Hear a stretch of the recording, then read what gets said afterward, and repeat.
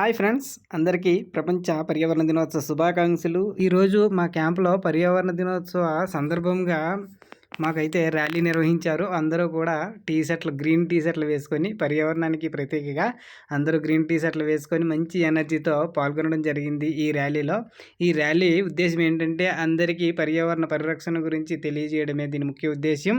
మనకి ఎక్కువగా ప్లాస్టిక్స్ వాడకం ఎక్కువైపోయింది. దాని గురించి కూడా ముఖ్యంగా చెప్పడం జరిగింది. అలాగే బహిరంగ మల విసర్జన ఇంకా తగ్గలేదు. దానివల్ల కూడా మనకి ప్రాబ్లమ్ అవుతుంది. అలాగే నీటి కలుషిత ప్రాంతాలు కూడా చాలా ఉన్నాయి. నీటిని కూడా మనం పరిరక్షించుకోవాలి. అలాగే మనకి పచ్చని చెట్లను పెంచాలి.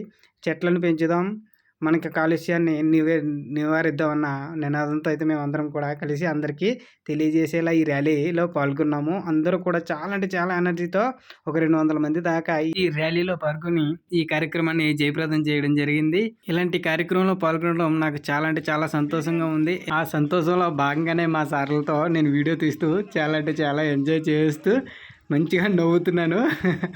మా వాళ్ళు ఒక పక్కన చెట్లను నాటుదాం, భూమిని కాపాడదాం అన్న నినాదాలతో అయితే హోరెత్తిస్తున్నారు. మామూలుగా లేదు.